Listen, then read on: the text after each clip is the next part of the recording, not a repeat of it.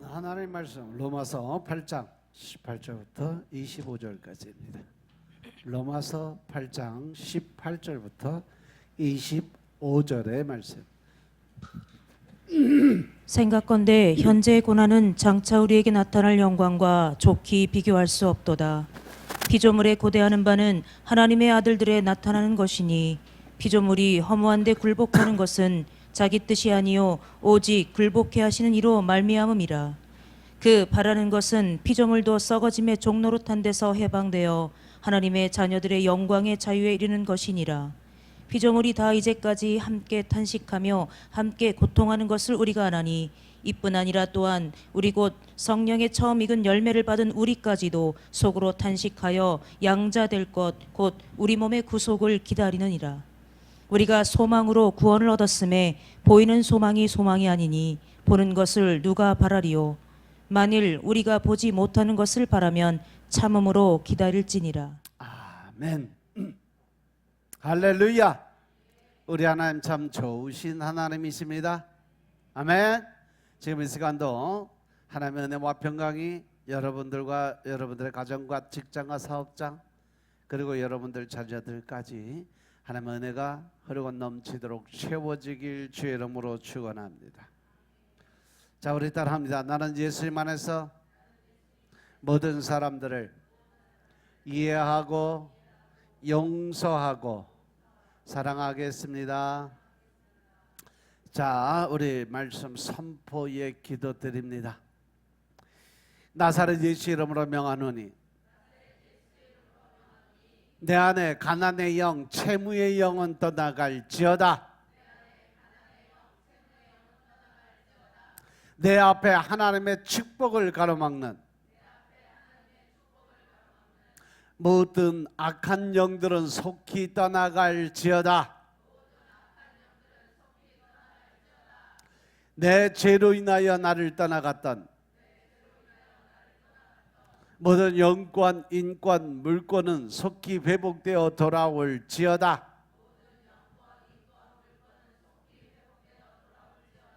할렐루야. 내 안에 모든 가난의 영, 채무의 영은 완전히 떠나는 줄로 믿습니다. 하나님의 축복을 가로막는 모든 악한 영들은 다 떠나간 줄로 믿습니다. 내 죄로 인해서 나를 떠나갔던 영권, 인권, 물권의 모든 권세가 다 회복되어 돌아온 줄로 믿습니다. 아멘. 이 시간 하나님께 영광을 내드리는 귀한 시간 되시길 주의 이름으로 축원합니다. 오늘은 로마서 8장 18절부터 25절의 말씀을 가지고 장차 우리에게 나타날 영광이라는 제목으로 말씀을 나누겠습니다. 따라합니다. 장차 우리에게 나타날 영광. 장차 우리에게 나타날 영광. 오늘 본문의 말씀을 가만히 들여다보면 그리스도인, 즉 다시 말해 성도들을 설명하는 단어가 새롭게 하나 등장을 해요. 그 단어가 뭐냐면 앞으로 영광스럽게 변화될 사람들이라는 거죠. 우리가 이 땅에 살면서 이 땅에서 힘들고 어렵고 고난과 연단 가운데 살았을지라도 하나님의 말씀에 의지해서 하나님의 뜻에 합한 자가 되기 위해 노력하는 삶을 살아가면 그들은 앞으로 영광스럽게 변화될 사람들이다. 어디서? 바로 하늘나라 천국에서. 즉 다시 말해서 하나님의 자녀로 구원받은 성도들을 미래 측면에서 바라보면 그들이 앞으로 영광스럽게 변화될 사람들이다라고 설명을 하고 있습니다. 믿습니까?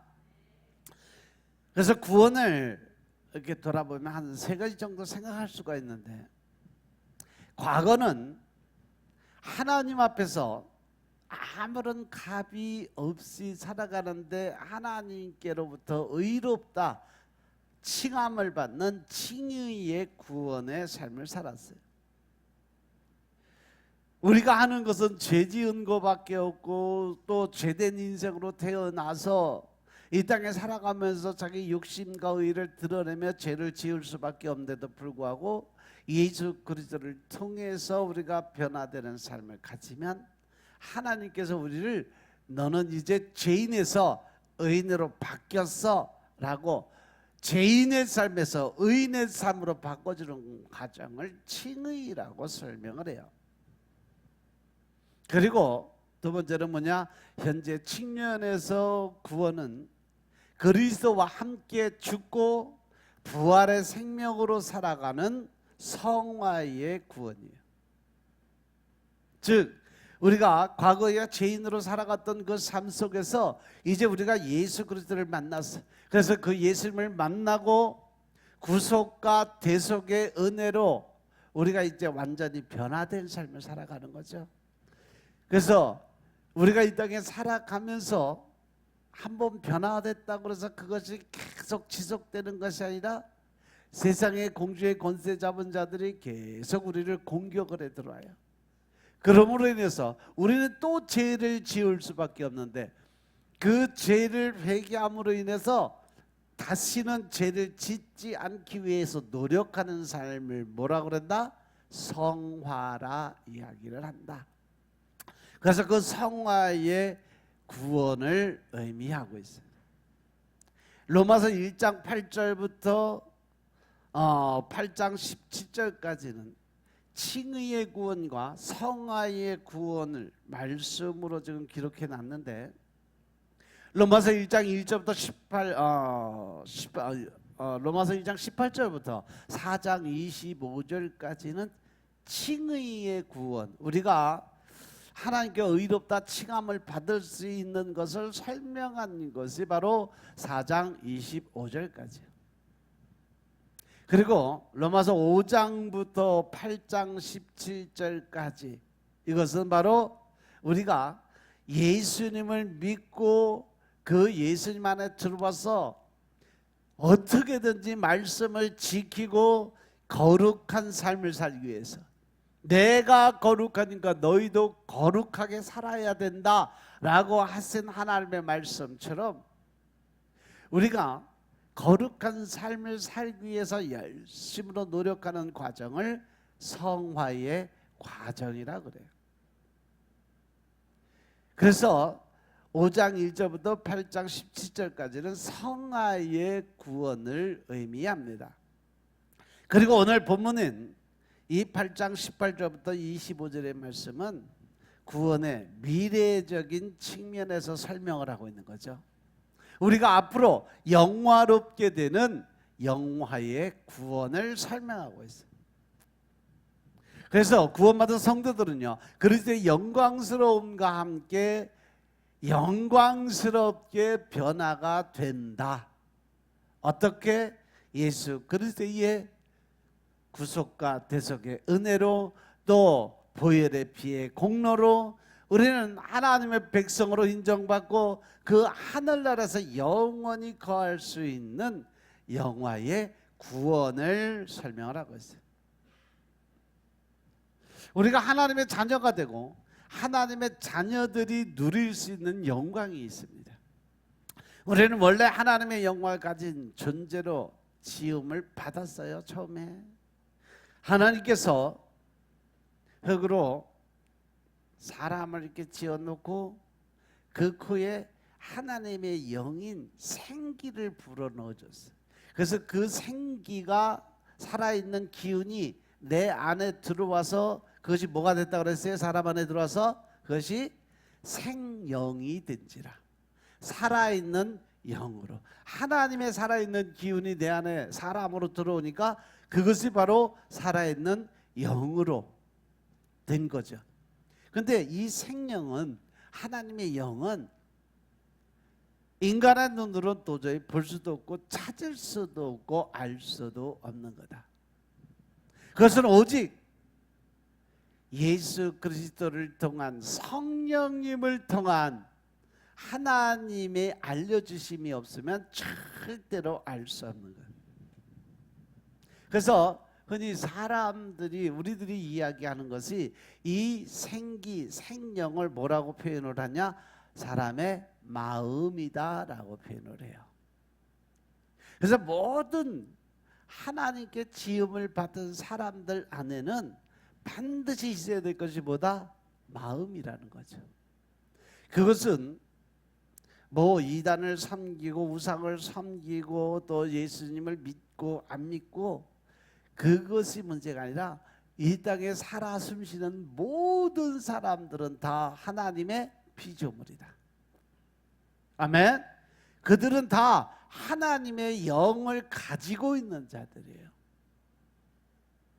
그래서 하나님의 은혜 가운데 살아가야 되는데도 불구하고 아담의 원죄로부터 시작을 해서 인간이 가지고 있는 욕심과 탐심의 마음 때문에 결국은 하나님을 떠나게 되고 자기 의를 드러내다 보니까 하나님이 인정이 안 되고 그래서 계속 세상으로 돌아가는 거예요. 그래서 죄로 말미암아서 그 영광을 하나님의 주시는 영적인 영원한 삶의 모습을 잃어버렸죠. 상실하게 됐어요. 그러니까 하나님의 영광이 가려지니까 결국은 영광스럽지 못한 존재가 되어버린 게 지금 우리들의 삶이에요. 대체 하나님께서 우리 사람들을 영광스러운 존재로 만들어 주셨는데도 불구하고 우리가 가지고 있는 욕심의 탐심의 마음 때문에 죄로 인해서 그 영광스러움을 상실했기 때문에 그 영광에 대한 굶주림이 있어요. 그래서 자기 자신이 느끼는 어떤 비참함이나 자존심이나 명예욕 등은 모두 그 영광에 대한 굶주림의 특징적으로 나타나는 모습이에요. 하나님이 창조하신 모든 세계 가운데 오직 사람들만이 비참함을 느끼고 자존심을 세워가고 그 자존심으로 인해 상처받고 또 명예를 추구하면서 그 명예의 그 삶에 목숨을 걸고 살게 돼 있어요. 오직 사람들만이 경쟁을 통해서 더 높은 곳에 오르기를 원하고 또 사람들에게 박수받고 인정받기를 원하고 그렇지 못했을 때 실패에 대한 깊은 좌절감, 굴욕감을 느껴요. 다른 사람과 비교해서 늘 비참함을 느끼고 살아가는 것은 바로 사람이 가지고 있는 자기 욕심의 마음에서부터 시작된다는 사실 명심하시기 바랍니다. 그런데 왜 사람들은 이런 비참함, 굴욕감을 느끼고 살아갈까? 그것은 남들과 비교하는 관점에서 자기 자신을 자꾸 낮추는 그러한 생각 때문에 그렇습니다.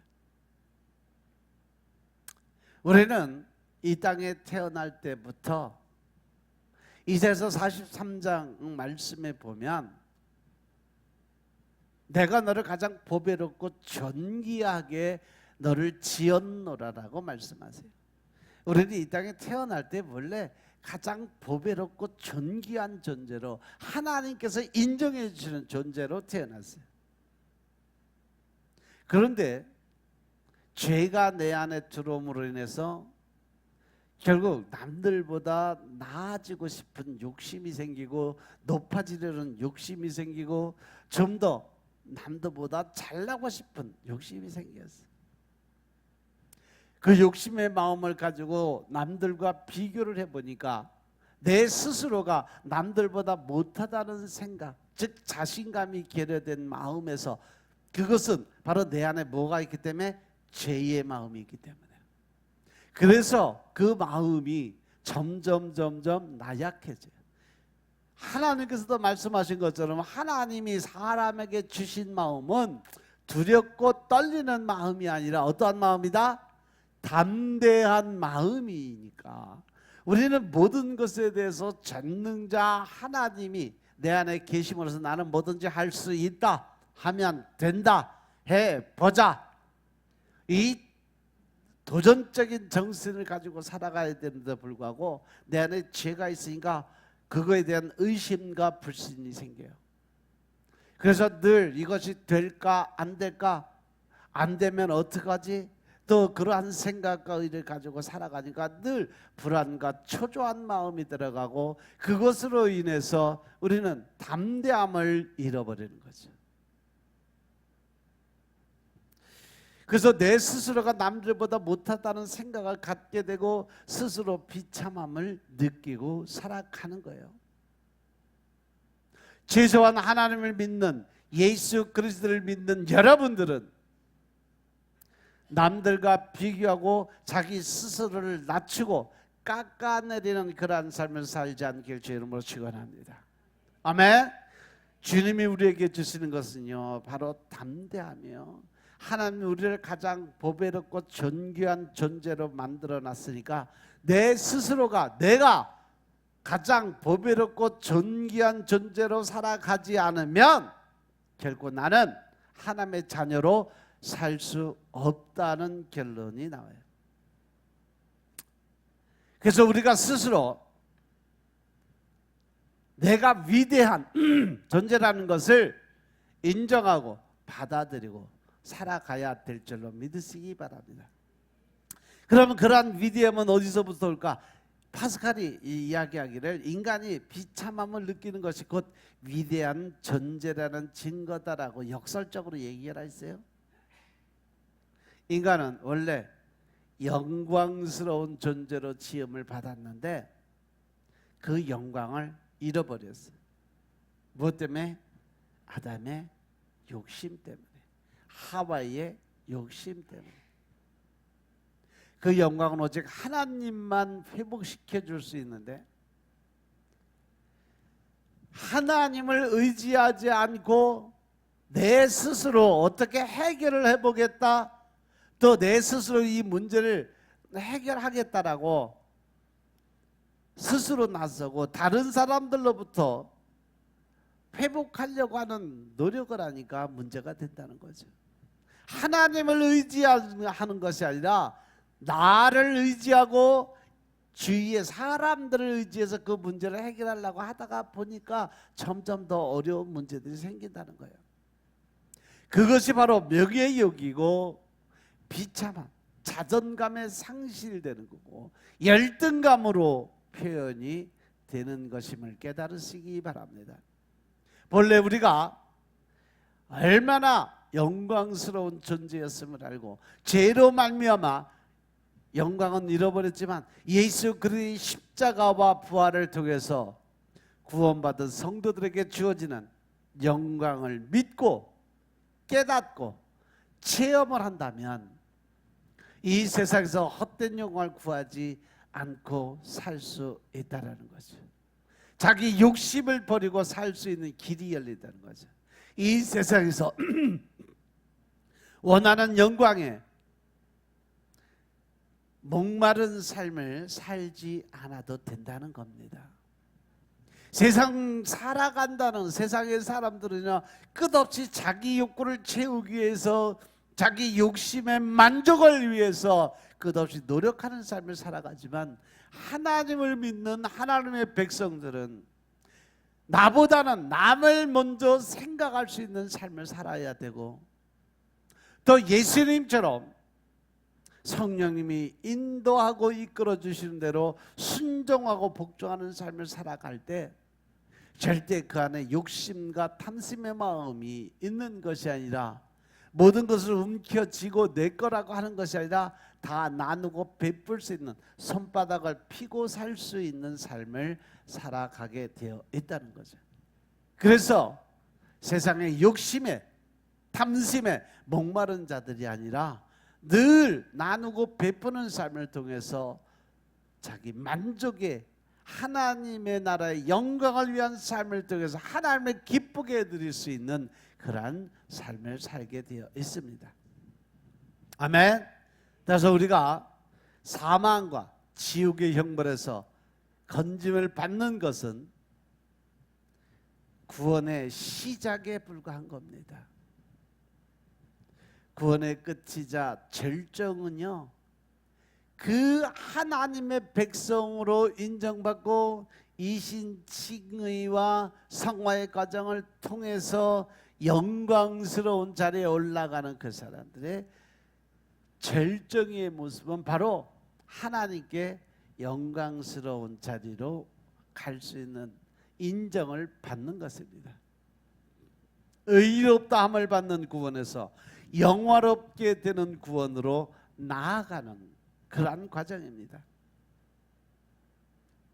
따라서 우리가 구원의 반열에 들어가 있는 사람들은 타락 이전의 상태로 돌아가는 것이 아니라 타락의 이전의 상태보다도 더 영광스러운 모습으로 변화가 되어 간다는 사실 명심하시기 바랍니다. 우리가 받는 구원은 하나님의 영광에 이르는 것이고, 구원받은 성도들은 영광에 이르는 소망 가운데 살아가는 겁니다. 그래서 로마서 3장 23절의 말씀을 보면 모든 사람들이 죄를 범했음에 하나님의 영광에 이르지 못했다라고 기록되어 있어요.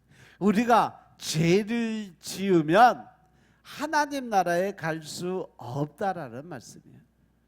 모든 사람이 죄를 범하였음에 하나님의 영광에 이르지 못했다.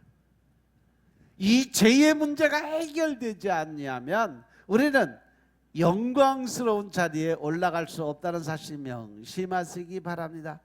죄의 영향력은 하나님의 영광에 이르지 못하게 합니다. 우리에게서 하나님의 영광을 가져간 것이고 가로막은 것이 바로 죄예요.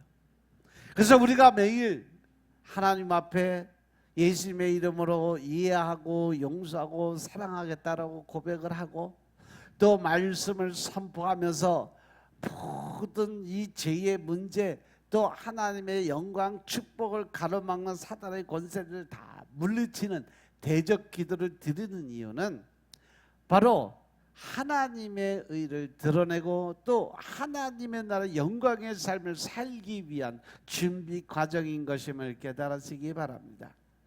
아멘. 이 죄의 영향력이 하나님의 영광에 이르지 못하게 우리에게서 하나님의 영광을 가져간 거고 또 가로막고 있기 때문에 그것을 통해서 우리는 그것을 다 물리치고 대적에서 내어 쫓지 않으면 영원히 죄의 담으로 인해서 하나님의 구원의 반열에 들어가지 못한다는 사실 명심하시기 바랍니다. 이사야서 59장 1절부터 3절 말씀 보겠습니다.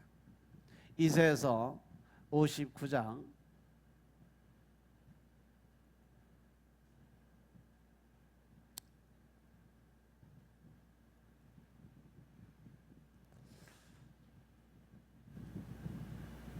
1절부터 5절까지.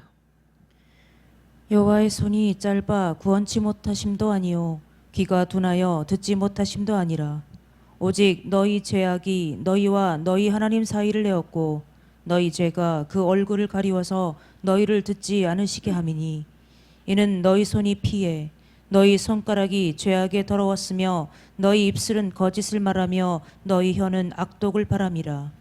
공의대로 소송하는 자도 없고 진리대로 판결하는 자도 없으며 허망한 것을 의뢰하며 거짓을 말하며 자네를 잉태하여 죄악을 생산하며 독사의 알을 품으며 거미줄을 짜나니 그 알을 먹는 자는 죽을 것이요 그 알이 밟힌즉 터져서 독사가 나을 것이니라. 아멘.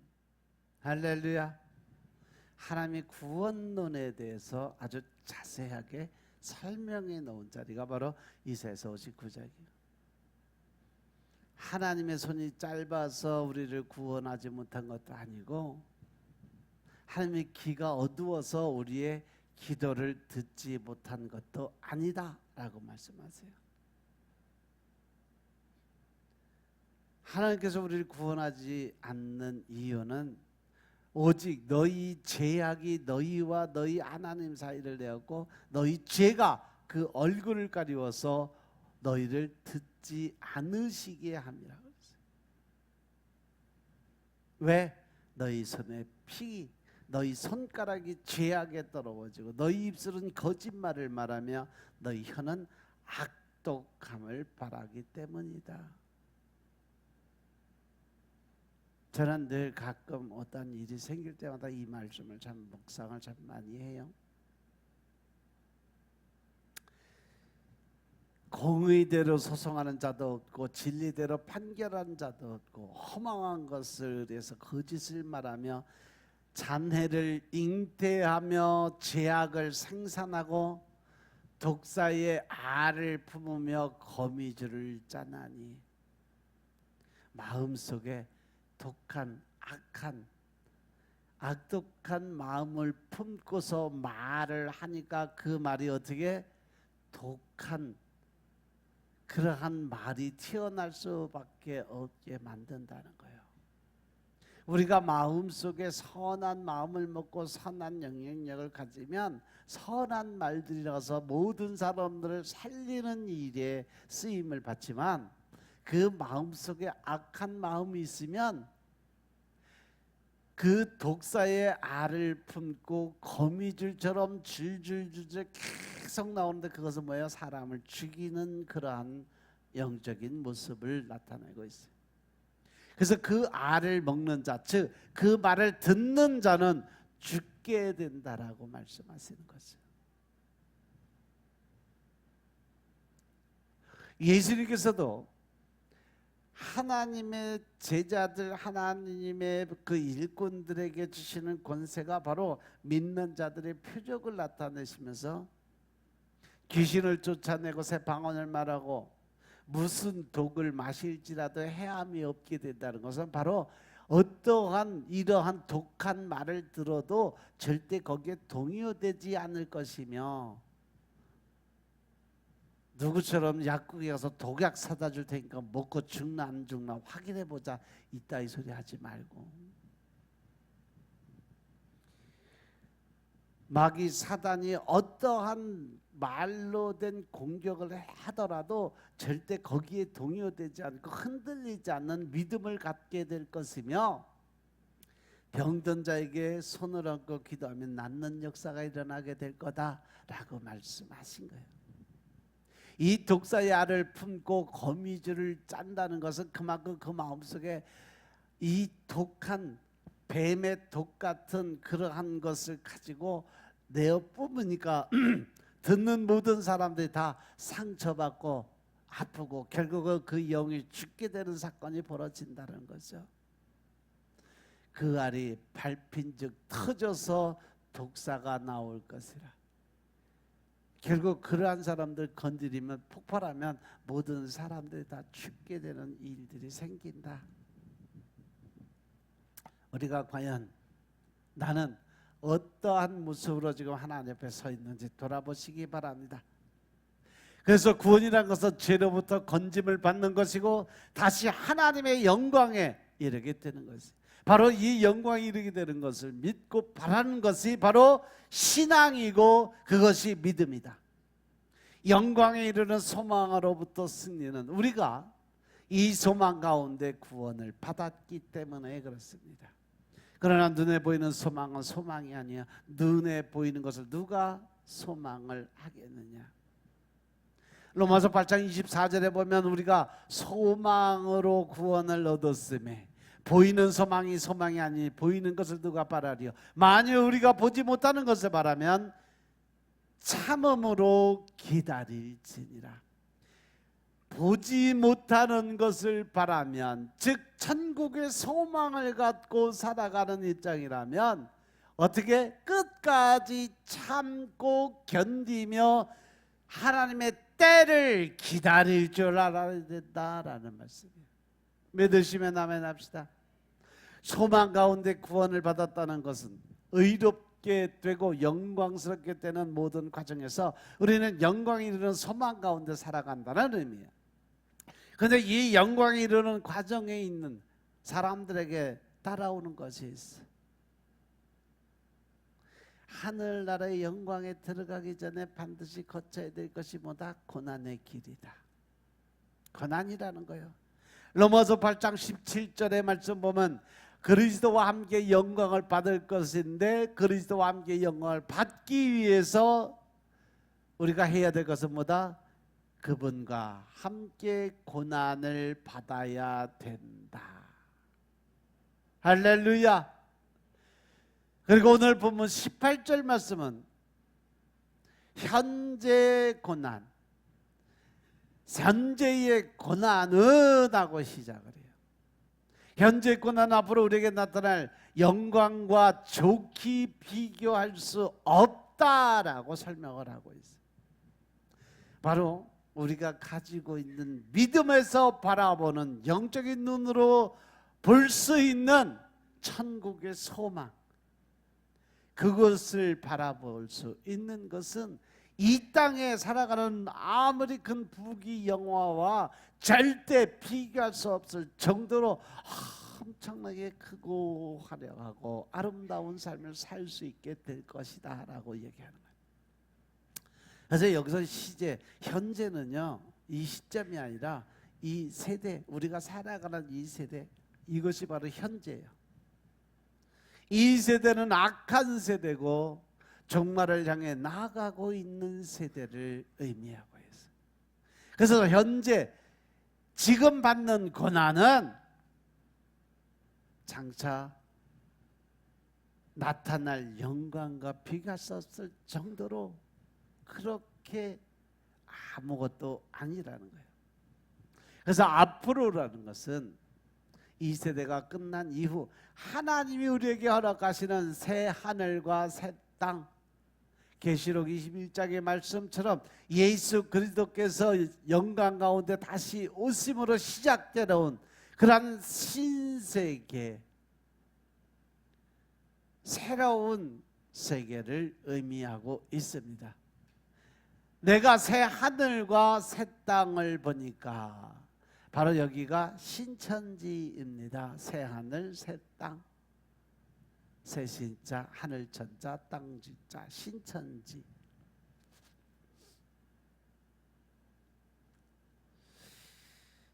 그때 우리가 나타날 영광이 있어. 따라서 현 세대는 다시 오실 예수님을 기다리는 고난의 세대가 맞다라는 거죠. 그러니까 여러분들에게 어떠한 고난과 연단의 삶이 온다면 그것을 이상하게 여기지 말라라고 설명을 한 이유가 다 있어요. 여러분들이 말씀을 읽다가 보면 구약에서 이해 못하던 말씀들이 이 신약에서 다 풀어져 있고, 신약에 알 수 없는 말들은요 구약에서 이미 설명을 다 해놓았어요. 그래서 신약과 구약을 이렇게 하나로 합쳐서 예수 그리스도만 찾으면 여러분 성경을 다 읽은 거예요. 믿으시면 아멘 합시다. 믿으시면 아멘 합시다. 이 세대에서 영광에 이르는 소망으로 살아가는 사람들은 세상이 환영하지 않아요. 이 시대 교회의 위기는 성도로 살면서 받는 고난이 없다라는 거예요. 예수님을 믿기 때문에 받아야 하는 어떠한 희생이나 고난이 없을 때 우리는 영광을 바라보기보다는 헛된 영광을 바라보고 살아가고 있다는 거죠. 여러분들이 핍박 속에 있는 초대교회가 서로 다툴 수 있는 여력이 있었겠냐는 거죠. 초대교회 사람들은요 다툼이 없었던 것은 아니에요. 하지만 분열은 있었지만 그 분열의 이유가 배교자들을 받아서는 된다 안 된다 하는 그러한 다툼이었지, 마치 예수님의 제자들처럼 누가 더 큰 자인가, 누가 더 높은 자리에 올라가야 되는지 이러한 욕심을 갖는 다툼은 없었다는 거죠. 이 시기의 교회의 많은 위기는 영광을 바라보면서 고난의 여정을 함께 겪지 않아서 그렇다는 거예요. 구체적으로 말하면 복음과 함께 고난을 받지 않아서 그런 거예요. 복음이 전해지는 데 있어서 자기 책임감을 갖지 않고 예수 그리스도의 고난의 짐을 서로 지지 않으려고 하기 때문에 그렇습니다. 복음이 증거되는 일에 전심전력하지 않았기 때문에 그래요. 그래서 영광이 이르는 소망 가운데 있지 못하고 눈에 보이는 영광을 추구하게 되는 거죠. 즉 육적인 세상적인 자기 눈으로 바라볼 수 있던 욕심의 마음을 채우기 위해서 살아간다. 그래서 현 세대는 고난을 피할 수 없다는 거예요. 따라서 우리들은 이 고난을 통과해서 하나님의 영광에 이르게 되는 여러분의 삶이 되시길 주님으로 축원합니다. 왜 우리가 이 고난 앞에서 무너지지 않을 수밖에 없을까? 앞으로 이 고난이 사라지고 이 세대 가운데 상황이 좋아질 것이기 때문이 아니라 그리스도께서 다시 오실 그때 이제는 세상은 점점 악해질 거예요.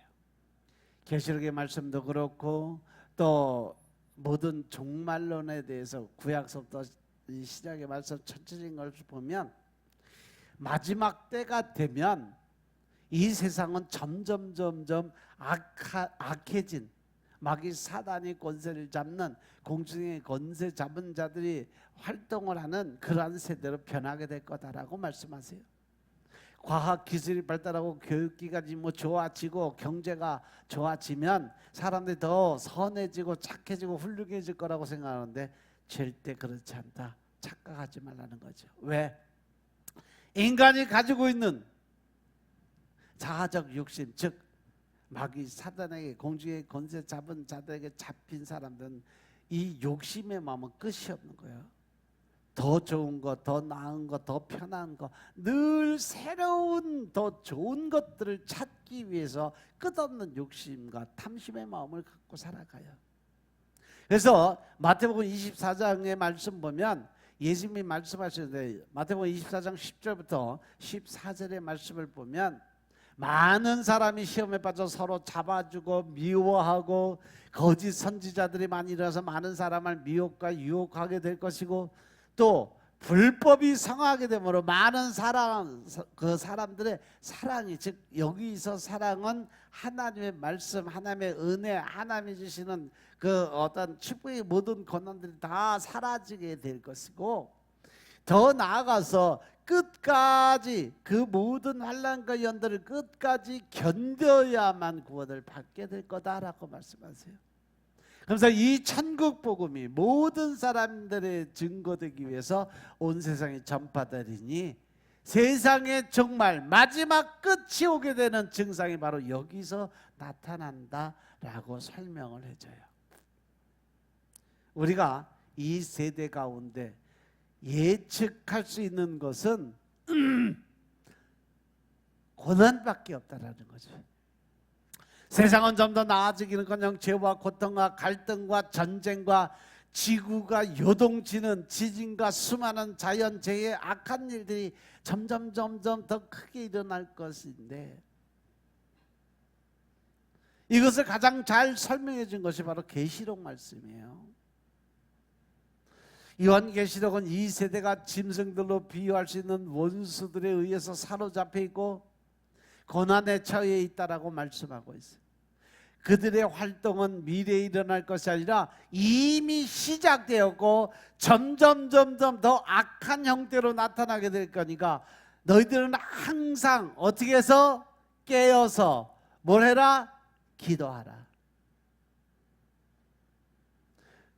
악한 마귀 사단이 우는 사자와 같이 넉나가고 정신 안 차리고 헬렐레 하고 살아가는 사람들 삼키려고 아주 작정하고 덤비고 있으니까 절대로 여러분들은 정신줄 놓지 말고 항상 깨어 기도 드릴 수 있는 여러분들의 삶이 되시길 주의 이름으로 축원합니다. 시대마다 매우 교활하고 거짓된 사상과 세계관으로 나타나서 하나님을 대적하기도 하죠. 특히 이 시대에서는요, 성을 생물학적 성이 아니라 사회 문화적 성으로 정의하고 하나님의 창조 시설을 무너뜨리는 아주 교묘한 사상과 흐름으로 나타나고 있어요. 이것이 바로 동성애라는 거예요. 지금 동성애가 합법으로 된 나라들이 꽤 많아요. 남자들끼리 여자들끼리 결혼하는 것까지도 인정을 해주는 나라도 생겼어요. 우리나라에서도 지금 그 동성애 법을 통과시키기 위해서 엄청나게 뒤에서 물밑 작업을 많이 하고 있어요. 그 주된 요건이 뭐냐? 바로 그 법을 만들므로 인해서 자기 이익을 위해서 그래요. 동성애하는 사람들, 그 사람들의 표를 얻어서 권력을 차지하기 위해서 하는 거지, 그걸로 인해서 나라가 망하든 인격이 다 무시가 되든 상관없어요. 내가 권력만 잡으면 된다, 이 생각을 가지고 있는 겁니다. 죽든지 살든지 상관없어, 나만 편하면 돼라는 자기 이기적 욕심 안에서 나오는 거예요. 당권을 잡기 위해서, 그 사람들을 한 편에도 더 건지기 위해서 동성애 합헌으로 주장하는 사람들 대놓고 지 새끼들 가서, 남자 새끼가 남자 저 산에 며느리 데리고 가서 뭐 어머니 아버니 하고 지랄하고 있으면 그거 인정하겠냐고. 딸내미가 가서 여자 데려와서 장인어른 장모님 그러면 인정하겠냐고. 자기 새끼들은 절대 못하게 하죠. 근데 남의 새끼는 하든지 말든지 상관없다라는 거예요. 입장 바꿔놓고 생각하면 지 새끼들은 절대 안 된다고 그럴 놈들이, 남의 새끼들은 상관없어, 그냥 나만 잘나고 나만 좋은 자리 차고 올라가고 나만 편하게 살면 돼, 이러한 자기 욕심적 마음으로 갖고 살아가는 거예요. 이 시대는 그래서 점점 갈수록 교활해지고 악랄해지고 있어요. 하나님을 대적하는 세대로 나아가고 있어요. 그래서 예수님을 잘 믿는 사람들 도리어 소수자가 되는 그러한 시대로 변화되고 있다는 거죠. 하나님을 대적하는 것은 무신론의 물결이 강하기 때문에 예수님을 믿는 것은 고난을 각오해야 되는 시대로 점점 변화되어 가고 있어요. 로마 시대에도 그랬고 지금 이 시대도 그렇게 변해가고 있어요. 따라서 무릇 경건하게 살고자 하는 자는 핍박을 받을 것이라는 사실 명심하시기 바랍니다. 사회에서 정직하고 거룩하고 하나님을 경외하는 믿음으로 살아가려고 할 때 사람들이 싫어해, 좋아하지 않아, 불편하게 만드는 사람이라고 생각을 해요. 이렇게 세상은 점점 고난 속으로 접어드는 겁니다. 그러나 우리에게 앞으로 나타날 영광이 있다는 거죠. 그것은 예수 그리스도가 영광 가운데 다시 나타날 때 우리에게 주어질 영광이죠. 고난의 세대에 우리는 영광이 되는 소망으로 승리를 해야 된다는 것입니다. 따라서 우리는 소망 가운데 생명의 열매를 맺는 탄식의 열매를 맺을 수 있어야 된다. 피조물은 하나님의 아들들이 나타나길 고대하고 있어요. 피조물이 허무한데 굴복하게 된 것은 자신의 뜻이 아니라 오직 굴복하게 하시는 분으로 인한 거라고 말씀에 기록이 되어 있어요. 그러나 피조물도 소망 가운데 있으니까 이는 피조물 자신도 썩어짐의 종로로 타는 데서 벗어나 하나님의 자녀가 누릴 영광의 자유에 이르게 될 거다. 바로 로마서 8장 19절 20절 21절의 말씀이에요. 인간을 제외한 모든 피조물도 장차 나타날 영광을 고대하고 있어요. 고대한다는 것은 강렬하게 기대를 가지고 바라보는 거죠. 사도 바울의 피조물을 의인화해서 설명하고 있는데 하나님의 자녀들이 영광스럽게 변화될 것을 고대하고 있다라는 것을 강조하는 말씀이에요. 왜 하나님의 자녀들이 영광스럽게 될 것을 고대할까? 자신들의 상태가 하나님의 자녀들이 영광스럽게 되는 것과 긴밀하고 절대적으로 연결이 되어 있기 때문에 그렇습니다. 피조물들이 영광스럽게 될 때가 있는데 그때가 바로 하나님의 자녀들이 영광의 자리에 올라가는 순간이에요. 왜 이렇게 피조물과 하나님의 자녀들이 운명이 연결되어 있는 것일까? 피조물과 탄식 가운데 있게 된 것이 죄의 결과이기 때문에 그래요. 피조물과 탄식하고 있는 것, 썩어짐의 종노릇하고 있는 것은 사람들이 지은 죄의 결과에서 나온 거예요. 창세기 3장 17절의 말씀을 보면 타락한 직후 하나님이 아담에게 말씀을 하세요. 땅이 너로 인해서 저주를 받을 것이고 땅이 내게 가시덤불과 엉겅퀴를 내게 될 것이다. 여기서 땅은 흙으로 된 것을 의미하기도 하지만 더 넓게 피조물의 전반적인 삶을 의미하는 거예요.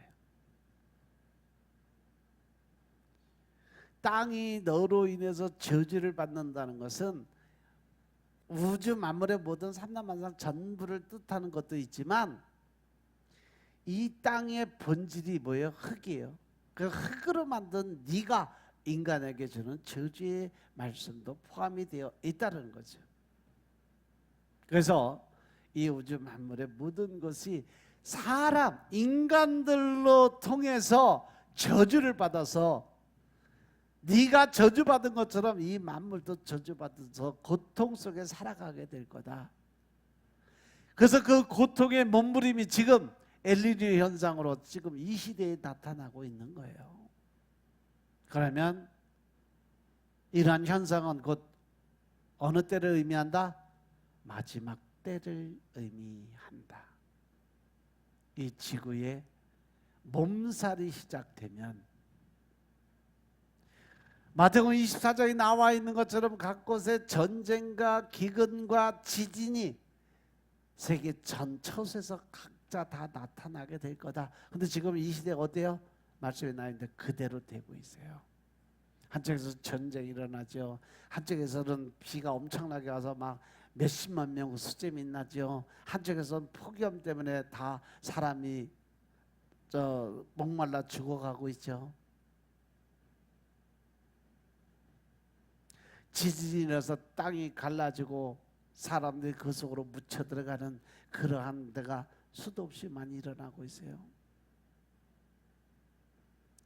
전 세계에서 일어나는 일들을 가만히 들여다보고 있으면요, 이야, 참 하나님 진짜 대단하신 분이다.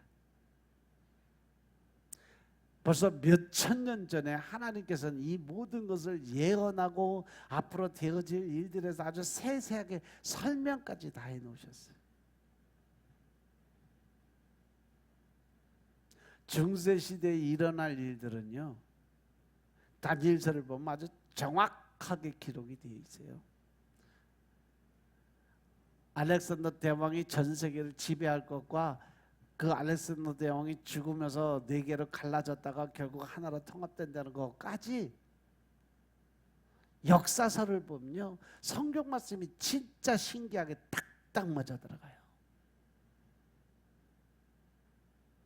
그 모든 것을 계획한 분이 하나님이기 때문인 것임을 깨달으시기 바랍니다. 아멘. 태초에 하나님께서 천지를 창조하시니라.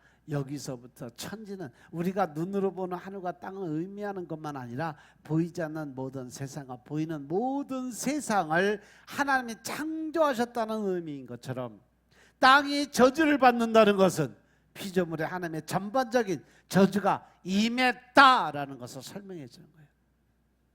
저주가 임했다는 것은 하나님이 땅의 모든 것을 이제 중지시킨다는 것이라 원래 가지고 있었던 하나님의 주신 영광을 잃어버렸다는 거예요. 축복이 제한해졌다는 거예요. 모든 만물에는 하나님의 영광이 스며들어 있고 우리는 하나님의 영광을 나타내는 존재로 지음을 받았기 때문에, 그런데 인간의 죄악으로 인해서 피조물이 허무한데 굴복하게 되어 있어요. 죄의 역할을 하지 못해 지배를 받고 있어요. 종노릇하고 있어요. 인간만이 죽음에 처한 것이 아니라 피조물도 죽음의 종노릇을 하고 있다는 거죠. 그래서 땅이 저주를 받을 때 모든 피조물에 들어간 것이 뭐냐? 죽음의 씨앗이에요. 원래 이 죽음의 씨앗은 없었어요. 사람을 만들 때도 그랬고 삼라만상 모든 피조물을 만들 때. 근데 저주를 받게 됨으로써 죽음의 씨앗이 들어가게 됐고 아름다운 꽃도 시들어버리고 자연이 썩어짐에서 벗어날 수 없게 만들어졌어요. 하나님은 그 썩어짐을 통해서도 새로운 일을 하세요. 재창조의 사명이죠. 산에 낙엽을 그대로 두면 썩어서 비료가 되는 것처럼 하나님이 피조물을 다시 사용하는 은혜를 베풀지만 피조물은 썩어짐에서 벗어날 수 없어. 그래서 피조물이 탄식하며 고통스러워하기를 고대합니다. 우리가 재창조되고 새로운 것으로 태어나기 위해서는 내가 썩어야 되는데 썩지 않기 위해서 발버둥 치니까 문제가 생기는 거예요. 그래서 예수님께서 하나님의 미랄에 대한 비유의 설명을 하신 이유가 바로 그거예요. 네가 철저하게 썩어야 더 많은 것을 생산할 수 있는 힘이 생길 수 있어. 그러니까 너 빨리 죽어. 내가 십자가에 죽었던 것처럼 네가 죽어야 또한 새로운 피조물로서의 삶이 형성이 될 수 있다. 그래서 우리는 죽어야 살 수 있는 영적인 사람들이 된다는 거죠. 믿으시면 아멘 합시다. 피조물이 하나님의 자녀들이 하루속히 영광스럽게 변화될 것을 손꼽아 기다리고 있어요. 그때까지 고통스러워하기까지 단식을 하는 거죠. 우리는 모든 피조물이 지금까지 함께 탄식하며 함께 해산의 고통을 겪고 있다는 사실을 알아야 됩니다. 모든 피조물이 지금까지 함께라는 것은 피조물의 탄식은 우주적이라는 것이에요. 모든 피조물이 함께 탄식하며 고통하는 거예요. 그러므로 하나님의 구원의 위대함은 그 범위가 우주적인 것에서 나타나고 있음을 깨달으시기 바랍니다.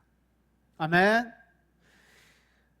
예수님께서는 우리에게 확신을 주기 위해서 그래서 구속과 대속의 은혜를 통해 성령의 첫 열매를 우리에게 주세요. 성령의 첫 열매라는 것은 우리에게 성령의 확신을 주는 거죠. 그래서 우리 몸이 부활할 것을 성령으로 말미암아 확신할 수 있는 믿음을 얻게 되는 겁니다. 우리 몸의 구속, 영광스러운 몸의 변화가 있다는 것을 확신할 수 있도록 성령님이 임재를 하십니다. 성령의 첫 열매를 가진 사람들은 더욱 간절히 탄식하며 소망을 하죠. 피조물도 탄식하고 하나님의 자녀들도 탄식을 해요. 이 탄식은 절망의 탄식이 아니라 소망의 탄식이고 영광에 이르는 소망의 탄식. 즉 내 마음속에서 간절히 바라는 그 마음, 이것이 바로 탄식 소리로 들려오는 겁니다.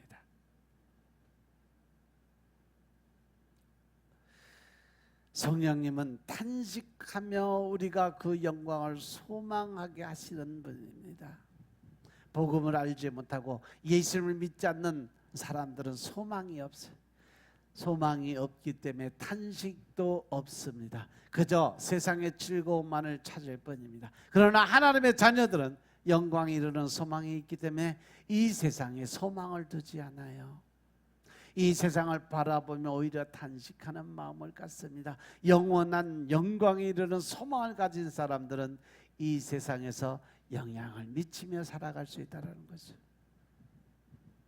날마다 성화의 과정을 거쳐 구원에 이르게 되고 영광스럽게 될 것을 소망하는 믿음으로 우리가 이 소망 가운데 구원을 받는 역사가 일어나게 됨을 믿으시기 바랍니다.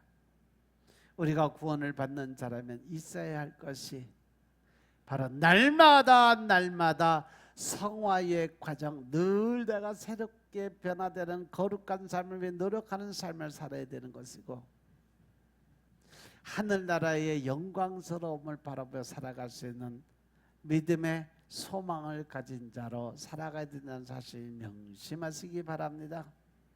찬송가 465장의 말씀 가사처럼 구주와 함께 나 죽었으니 구주와 함께 나 살았도다. 영광의 그날에 이르도록 언제나 주만 바라보는 삶을 살게 하옵소서.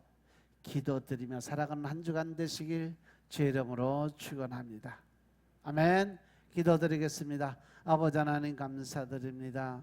오늘도 믿음의 소리가 주님을 바라볼 수 있는 영적인 권세자 능력자들이 될 수 있도록 도와주시니 감사합니다.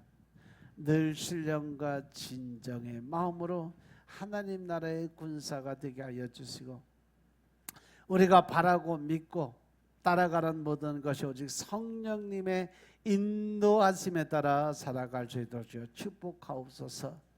오직 성령님의 임재를 통해 우리가 변화된 삶을 살게 주여 역사하옵소서. 모든 말씀 우리 주 예수 그리스도의 이름으로 감사드리며 기도드려 사옵나이다. 아멘.